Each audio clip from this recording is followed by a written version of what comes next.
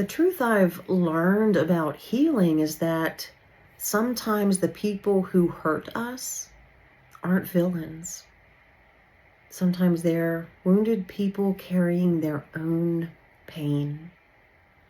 In my life, I've learned a lot through grief. The grief for my dad is about loss, missing something after it's gone. My grief for my brother is about abandonment, missing someone who left, even though he didn't choose to. My grief for my mom is about absence, missing something I never really had. Three very different expressions of grief. But the grief I carry for my mother is different, because in many ways I lost her long before she died. Physically, mentally, emotionally. She wasn't a villain, rather a shell of a person. Today I can see things I couldn't when I was younger. The depression that was never treated, the suicide attempt when I was young, the grief she carried, trauma that seemed to follow her everywhere she went. Life kept happening to her. And because these wounds were never addressed, they just piled up. One loss became another, one hardship became another. One disappointment became another. Until eventually she just withdrew from life itself. Unfortunately, she withdrew when I was born. And back then, no one spoke of depression or postpartum depression. As a child, I couldn't understand any of that.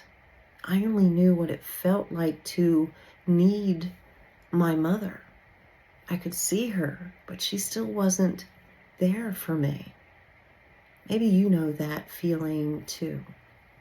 Not necessarily with a parent, maybe with a sibling, a spouse, a friend, a mentor. Someone whose words mattered more than anyone else's. Everyone can tell you that you're amazing. Everyone can tell you that they're proud of you. Everyone can celebrate your accomplishments. But there's one person whose voice overrides all the others. And when the words never come from them, the silence feels louder than everything else combined. Many times the silence from what's left unsaid is deafening. It drowns out everything that is said. When my mother attempted to take her life, I sought safety in my sister, but she was handling it in her own way. I learned at a young age that even when someone should feel safe, they don't always become that for you.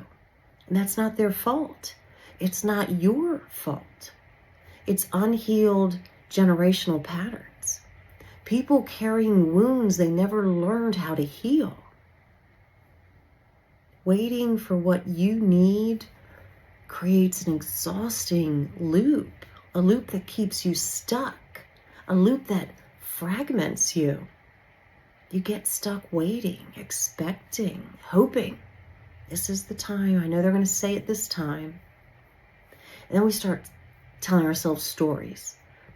Maybe one day, maybe if I do more, maybe if I become enough, maybe if I work harder, maybe if I prove my worth, maybe then they'll see me. Maybe then they'll choose me. Maybe then they'll love me the way I need to be loved. For me, the words never came, but the demands remained. My needs existed, but my mother's needs came first. I started helping her financially when I was 14 years old. Every Saturday, she would take me to the bank, have me cash my paycheck, and take what she needed. At the time, I didn't question it. I thought I was helping. I thought that was love. I thought that was my responsibility, a responsibility that I carried until her death.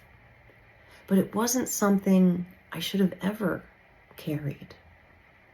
Looking back, I can see how early I learned to put myself second.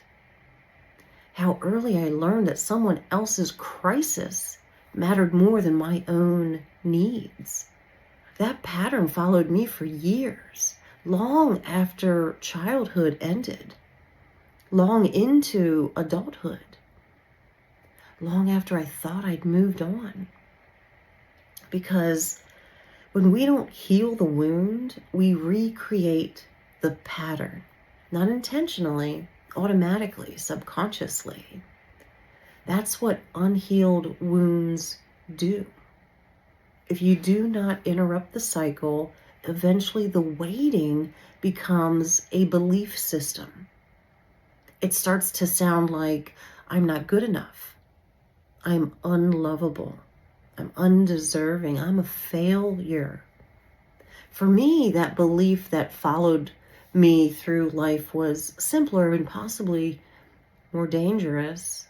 It's that I'm unimportant. That belief echoed through my soul and touched everything in my life. Relationships, work, money, boundaries, decisions.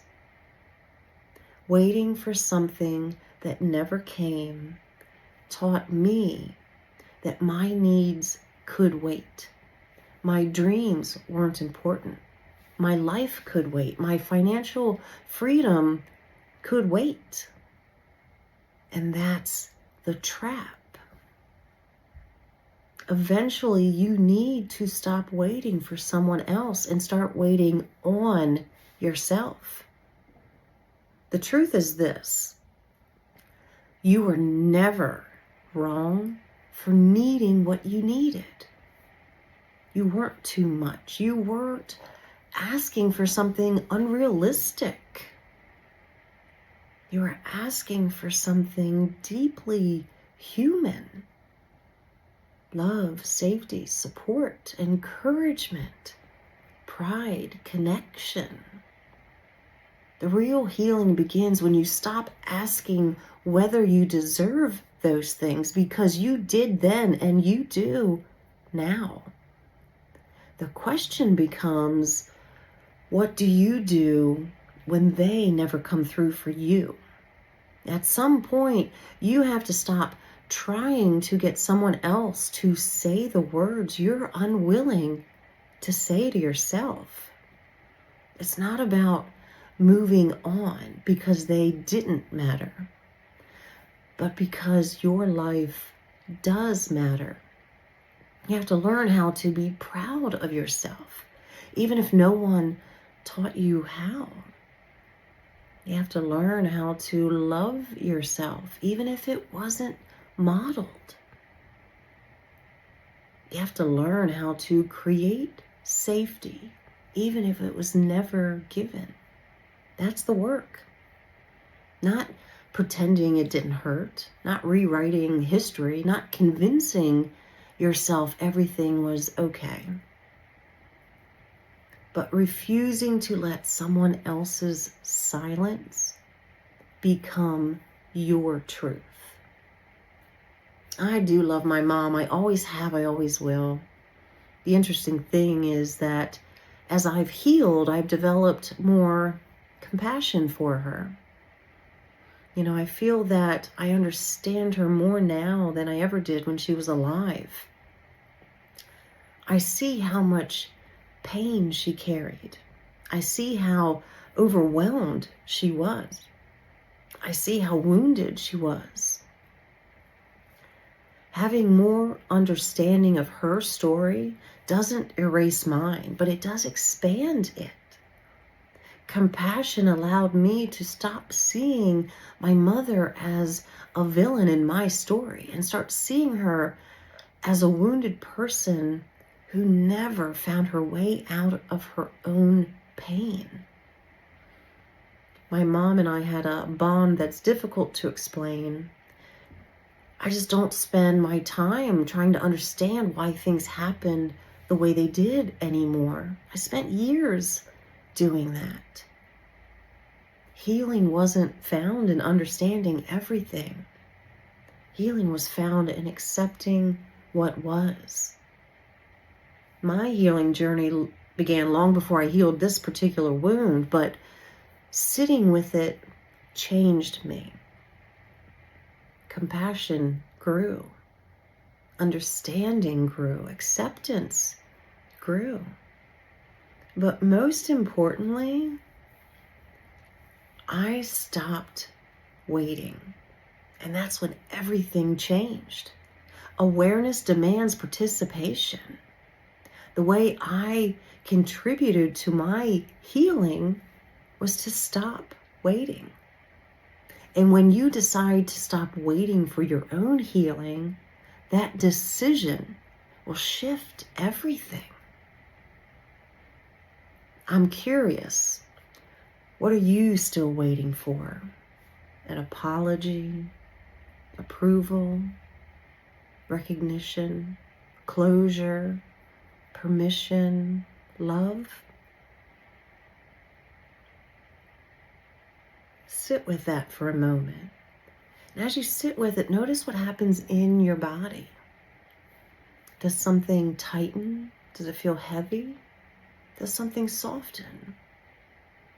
Do you feel grief, anger, sadness, maybe curiosity? You don't need to fix any of it, just notice.